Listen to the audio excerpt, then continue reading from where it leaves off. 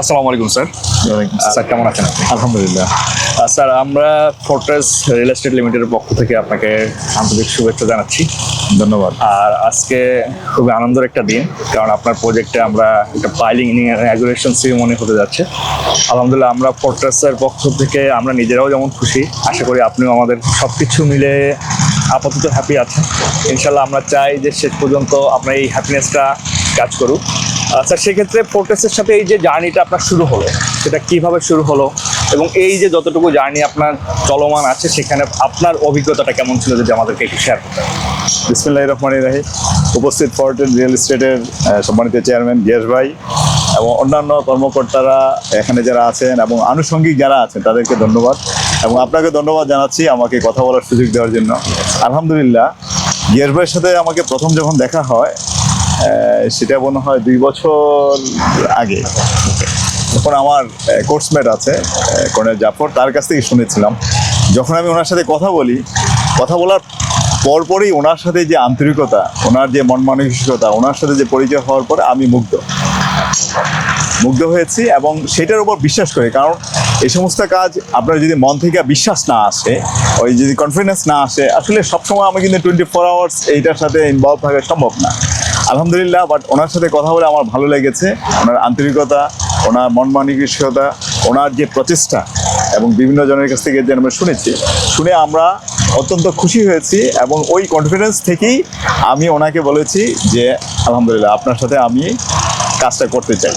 আলহামদুলিল্লাহ স্যার। আরেকটা বিষয় স্যার একটু জানতে চাই, সেটা হলো যে স্যার একটা প্রজেক্ট, দ্যাট মিনস একটা 5 কাঠা একটা প্লটে যে কোনো ডেভেলপারের ক্ষেত্রে কিন্তু ডিজাইনটা একটা ইম্পর্ট্যান্ট রোল প্লে করে। অফকোর্স সেই ক্ষেত্রে ডিজাইনের ক্ষেত্রে আপনার কোনো কারেকশন বা ফাইন টিউনিং এর ক্ষেত্রে ফোর্ট্রেস আপনাকে আসলে কতটুকু হেল্প করেছে যে বেটার কোনো কিছু আউটপুট দেওয়ার জন্য? এখানকার যে আর্কিটেকচার ছিলেন ইমরান ভাই, উনি অনেক নাম করা, আমি যেটা শুনেছি, এবং এডিসনের উনি চিফ ইঞ্জিনিয়ার ছিলেন এবং ওইটা ওনার করেছেন।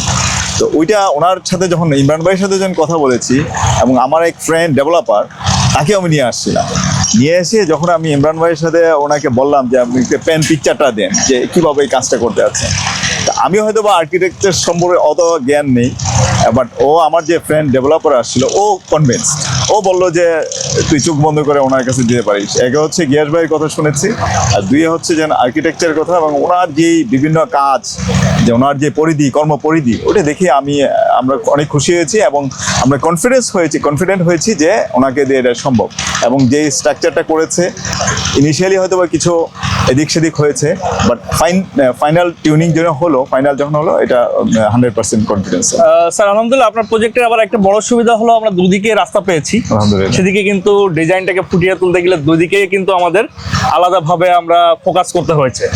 সেক্ষেত্রে ফোর্ট্রেস ডেফিনেটলি আপনাকে কি কখনো বলেছে যে স্যার না, এক পাশে করলে কিন্তু আবার একটু খরচ কম হয়? ডেফিনেটলি আপনি জানেন যে আমার যখন দুই দিকে ভালো ডিজাইন থাকবে, আমার দুই দিকে কিন্তু ফোকাস করতে হবে। দ্যাট মিনস খরচটা কিন্তু একটু বেড়ে যাবে, সেটা আর্কিটেকচারাল পার্টে এবং স্ট্রাকচারাল পার্টে। সেক্ষেত্রে আপনার সাথে আসলে ফোর্ট্রেস কি মানে ফোর্ট্রেসের এটা কিন্তু one sort of advertisement also. কারণ এই যে লোকেশন, কারণ সামনে আপনি যে জায়গাটা দেখছেন, এটা কিন্তু ওইখানে কোনো আর প্লট নেই, টোটালি কমার্শিয়াল বিজনেস ডিস্ট্রিক্ট এটা জলশিরির জন্য। এবং ওইটার একদিকে ফেস থাকবে, এদিকে থাকবে, আর মেইন ফেস যদিও উত্তর দিকে থাকবে, বাট দক্ষিণ দিকে এটা টোটালি ওপেন এবং এখানে হাই রাইজ বিল্ডিং হবে। এবং যে আমাদের মেইন যে হার্ট অফ দ্য জলশিরি যদি বলি, this is the place.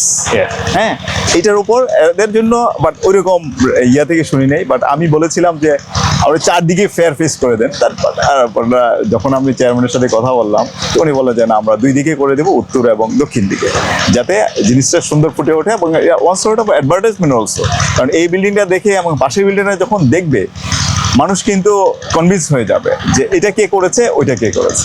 Sir আরেকটা বিষয় একটু আসলে যেহেতু এক্সপিরিয়েন্স শেয়ার করছিলেন, একটু জানতে চাই, আমাদের প্রিভিয়াস হয়তো বা কিছু কাজও দেখে আসলে আপনি আমাদের ব্যাপারে আরও ইন্সপায়ারেশন পেয়েছেন। সেক্ষেত্রে আমাদের প্রিভিয়াস কাজগুলো কেমন ছিল? কাজ আমি আপনাকে বলি যে এখন ওনার সাথে পরিচয় হলো আরেকটা কাজে। আমার বড় ভাই বিদেশ থাকে, আমেরিকাতে থাকে। উনি একদিন আসছিলেন এলাকা ঘুরে দেখার জন্য। যখন ওই যে আপনাদের কর্নেল জাফরের যে বিল্ডিংটা, সব কিছু উনি দেখলেন, তো উনি আমাকে বললো যে সব বিল্ডিংই তো দেখলাম, এই বিল্ডিংটা কে করেছে দেখতো, এই যে এরকম ফেয়ার সুন্দর করে করেছে, এটাতে আমার ভাবি ছিলেন, আমার ফ্যামিলি ছিল, হ্যাঁ, সবাই বলেছে যে এই বিল্ডিংটা কে করেছে দেখুন। তখন আসলে ওইভাবে ওনার সাথে ওইরকম পরিচয় হয় নাই।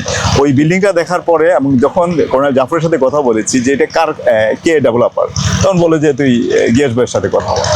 তো এই যে তখনকার যে বিল্ডিংগুলো ছিল এটা জাস্ট আলাদাভাবে এটা এক্সেপশনাল আমাদের কাছে মনে হয়েছিল, বাট ওই ডিজাইন ওই স্ট্রাকচার দ্যাট কনভিন্স আস।